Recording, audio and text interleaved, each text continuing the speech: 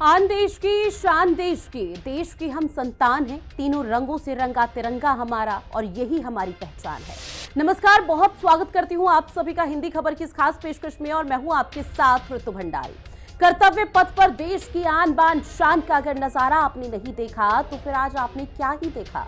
ये बात और सवाल इसलिए क्योंकि जिन लोगों ने कर्तव्य पथ का नजारा देखा होगा वो भली बात जानते होंगे कि आज जो नजारा, जो तस्वीरें सामने आई वो अविस्मरणीय रही। जो राष्ट्र की ताकत, भारत का जज्बा और देशभक्ति से लबरेज नजारा कर्तव्य पथ से सामने आया वो अभी तक किसी के जहन से उतरा भी नहीं, जिसका साक्षी आज पूरा देश नहीं बल्कि विश्व बना है। क्योंकि आज पूरा देश गणतंत्र दिवस की 76वीं वर्षगांठ मना रहा है, जिसकी थीम है स्वर्णिम भारत, विरासत और विकास।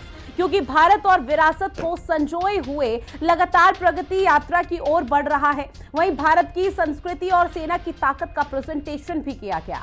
वहीं विमानों का शानदार प्रदर्शन देखने को मिला, जहां देश की समृद्धि, सांस्कृतिक धरोहर और एडवांस मिलिट्री क्षमताओं का एक अनूठा संगम पेश किया गया, जो देश की ताकत और अखंडता को रिप्रेजेंट करता है।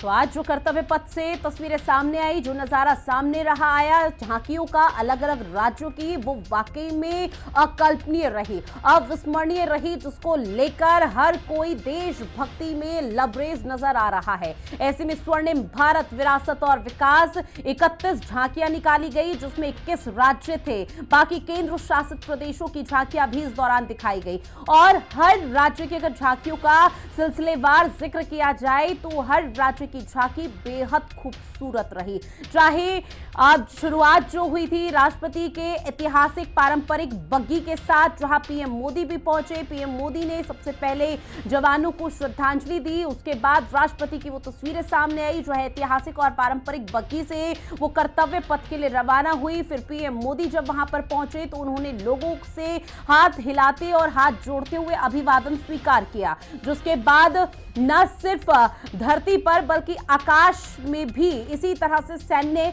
प्रदर्शन देखने को मिला। जो शौर्य था उसकी गाथा देखने को मिल पाई और इसीलिए कहा जा रहा है कि अगर आज अभी भी आपने उन झांकियों को नहीं देखा तो आज के दिन आप लोगों ने देखा ही क्या है। क्योंकि आज पूरा देश 76वीं वर्षगांठ मना रहा है गणतंत्र दिवस की, और ऐसे में इस बार का गणतंत्र दिवस कई मायनों में बेहद खास, बेहद महत्वपूर्ण रहा है। अब तक की जो तस्वीरें सामने आई है उसके आधार पर यह कहना गलत नहीं होगा कि आज की तारीख को आगे आने वाले समय तक, युगों युगों तक याद रखा जाएगा। कर्तव्य पथ पर नए भारत की ताकत देखने को मिल पाई, जिसने न सिर्फ दुश्मन देश को बल्कि पूरी दुनिया में ये मैसेज दिया है कि भारत का डंका चारों तरफ किस तरह से बज रहा है। भारत आज की तारीख में सशक्त भारत है। एक समय हुआ करता था जब भारत उतना मजबूत नहीं था, जब भारत को दूसरों के सामने सहायता लेनी पड़ती थी, मदद मांगनी पड़ती थी या मदद की गुहार लगानी पड़ती थी।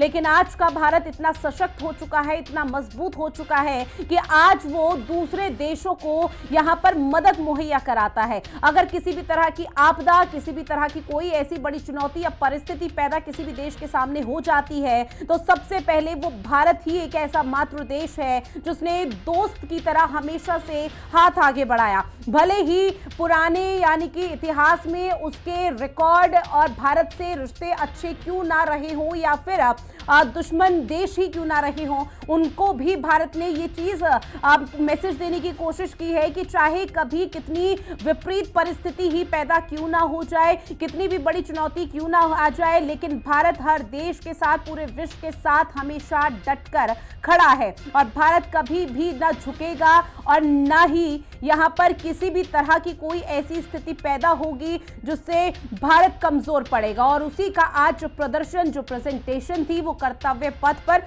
देखने को मिल पाई। दो खास मेहमान हमारे साथ जुड़े हुए हैं, कर्नल शिवदान सिंह जी जो कि रक्षा विशेषज्ञ हैं, साथ ही हमारे साथ जुड़े हुए हैं संजीव श्रीवास्तव जी जो कि रक्षा विशेषज्ञ हैं। आप दोनों का बहुत स्वागत करती हूं हिंदी खबर में। शुरुआत कर्नल शिवदान सिंह जी मैं आप ही के साथ करना चाहूंगी। सर, आज कर्तव्य पथ पर जो अविस्मरणीय नजारा देखने को मिल पाया, आपने अपनी आंखों से क्या देखा?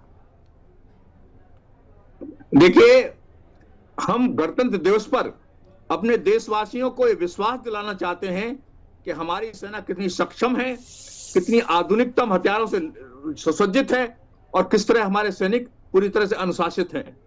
तो इस तरह मैंने देखा है कि हर क्षेत्र में भारत की सेना कृत्रिम स्थिति में पहुंच चुकी है। इसलिए आज विश्व में भारत की सेना को एक महाशक्ति के रूप में जाना जा रहा है। जहां हम आर्थिक महाशक्ति बने हैं, वहां हम सैनिक महाशक्ति भी बन चुके हैं और इसका ही प्रदर्शन आज कर्तव्य पथ पर हमारे सेना ने किया है। बिल्कुल।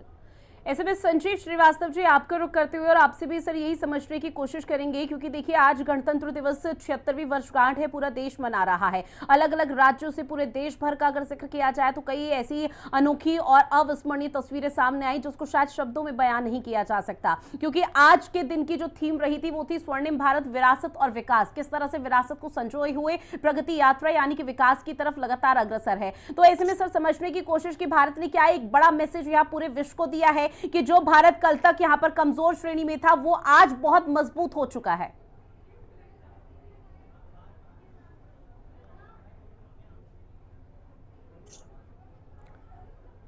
संजीव जी, आवाज पहुंच रही सर आप तक?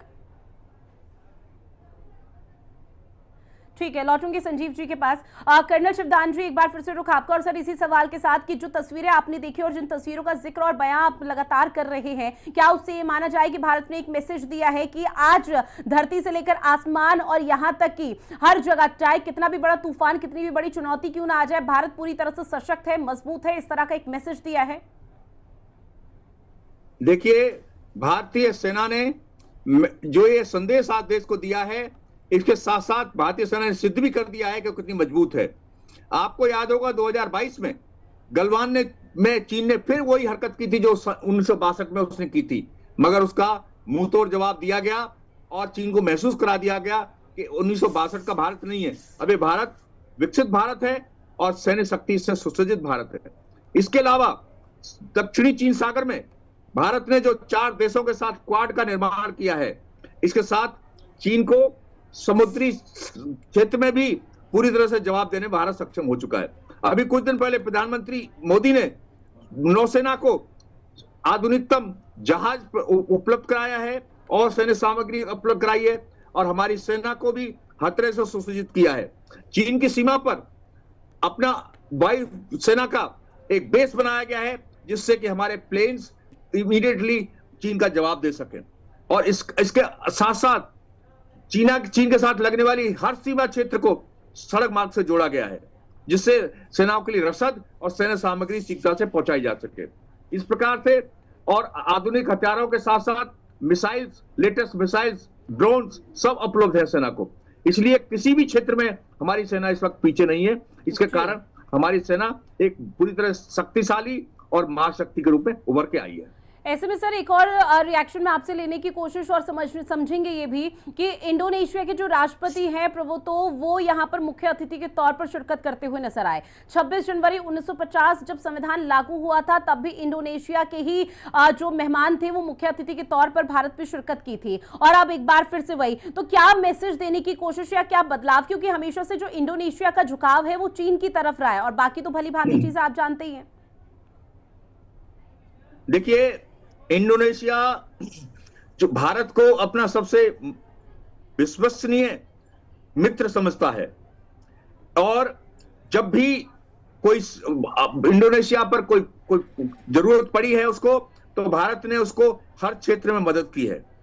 और इंडोनेशिया जैसा कि आपने बोला है कि पहले गणतंत्र दिवस पर भी इंडोनेशिया के राष्ट्रपति आए, इसीलिए इस वक्त क्योंकि 76वीं वर्षगांठ है, इसलिए इस बार भी इंडोनेशिया के राष्ट्रपति को बुला करके उसको महसूस कराया गया है कि हम आपके साथ हैं।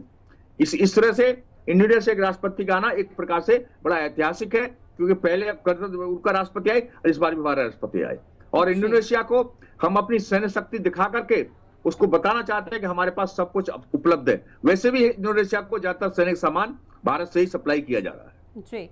और देखिए सर, अगर पिछले कुछ समय का गणतंत्र दिवस पिछले साल सशक्त भारत, कभी विकसित भारत, इस तरह की थीम रही है, लेकिन इस बार थीम रही स्वर्णिम भारत, विरासत और विकास। तो ऐसे में थोड़ा विश्लेषण इस चीज को लेकर भी आप कीजिएगा। मैं बताऊं? जी सर। देखिए, जैसा कि मैंने कहा है कि सैन्य शक्ति से तो भारत विकसित हो ही चुका है। भारत एक आर्थिक महाशक्ति भी बन चुका है, जिसके कारण आज भारत जो है विश्व में किसी भी महाशक्ति से पीछे नहीं है। जैसे कि पहले 5 महाशक्तियां थी भारत में, सॉरी विश्व में, उनमें से अभी रूस तो निकल चुका है क्योंकि रूस का विघटन हो गया है और रूस अब जी, अकेला हो गया है। ठीक है। इसकी जगह पर अब इन 5 महाशक्तियों में भारत ने प्रवेश कर लिया है। भारत सैन्य शक्ति से भी विकसित हो चुका है, आर्थिक शक्ति से विकसित हो चुका है और यही मुख्य कारण है कि आज हम इतने मजबूत हैं अपने दुश्मनों के बिल्कुल, सामने और वही और दुश्मनों स्वर्णिम की भारत हिम्मत की नहीं जो है। झलक है, जो झांकी है, वो आज कर्तव्य पथ पर देखने को मिल पाई। संजीव श्रीवास्तव जी का एक बार फिर से रुख करते हुए, सर चूंकि देखिए कर्तव्य पथ पर जो नजारा देखने को मिल पाया वो बार बार इस चीज इसलिए जिक्र किया जा रहा है कि वो अद्भुत नजारा था, अविस्मरणीय था, जिसको शायद अपने शब्दों में बयां कभी भी कोई नहीं कर पाएगा। ऐसे में आपको क्या लग रहा है कि भारत ने इस बार क्या वो सशक्त मैसेज देने की कोशिश की है पूरे विश्व भर में? देखिए, कर्तव्य पथ पर भारत ने अपनी कॉम्प्रहेंसिव नेशनल पावर का प्रदर्शन किया है, जिसमें कि हमारे देश की जो सेनाएं हैं, पैरामिलिट्री फोर्सेस हैं, पुलिस फोर्सेस हैं और उसके साथ साथ भारत सरकार के केंद्रीय सरकार की जो मंत्रालयों की झांकियां, राज्यों की झांकियां और भारत की जो सांस्कृतिक जो विरासत, ऐतिहासिक विरासत की जो झांकियां हैं, वो सभी प्रदर्शित की गई हैं। और चाहे भारत के नॉर्थ ईस्ट राष्ट्रों से, राज्यों से लेकर के गुजरात तक, जम्मू एंड कश्मीर से लेकर के तमिलनाडु तक, ये जो पूरे भारत की जो कॉम्प्रहेंसिव नेशनल पावर है, जो भारत की सांस्कृतिक ऐतिहासिक जो विरासत है, सभी का प्रदर्शन किया गया है। और आज इसी बात की अनिवार्य आवश्यकता है कि भारत अपनी कॉम्प्रहेंसिव नेशनल पावर को लगातार विकसित करे, अधिक से अधिक मजबूत बने, क्योंकि रितु जी, आज के समय का में भारत के साथ, भारत से विश्व को बहुत बड़ी अपेक्षाएं हैं जी, और भारत के द्वारा इन अपेक्षाओं पर खरा उतर पाना तभी संभव हो सकेगा कि जब भारत अपने कॉम्प्रहेंसिव नेशनल पावर को, सभी सेक्टर्स को अधिक से अधिक विकसित करे और विकसित भारत का जो बनाने का जो लक्ष्य है उसकी तरफ हम आगे बढ़े। और इसी वजह से आपके चैनल के माध्यम से भी आज गणतंत्र दिवस के दिन मैं आपके इस सम्मानित चैनल के माध्यम से अपने देश के नागरिकों को ये कहना चाहूंगा कि कर्तव्य पथ पर जो हमारे सैनिकों ने, हमारे विभिन्न मंत्रालयों के कर्मचारियों ने और उसके साथ साथ जो कलाकारों ने जो अपना प्रदर्शन दिखाया है, उसी तरीके का जो प्रदर्शन, उसी तरीके का हमारा जो अपना दायित्व, अपना जो कर्तव्य है, हमें अपने हर एक सेक्टर में जहाँ कहीं भी हमारी जिम्मेदारियां हैं उसको पूरा करना होगा। विकसित भारत को बनाने की जिम्मेदारी हर एक भारत के नागरिक की है और ये जो जिम्मेदारी है, राष्ट्रीय जिम्मेदारी ही नहीं है, बल्कि ये वैश्विक जिम्मेदारी है, क्योंकि विश्व भारत की तरफ बड़ी अपेक्षा के साथ देख रहा है। और बिल्कुल, और भारत ने ये रिश्ता और ये विश्वास को कमाया है। बहरहाल सर, आप दोनों हमारे साथ जुड़े और चर्चा की, उसके लिए आप दोनों का बहुत शुक्रिया। फिलहाल इस खास पेशकश में इतना ही। आप बने रहिएगा हिंदी खबर के साथ। नमस्कार।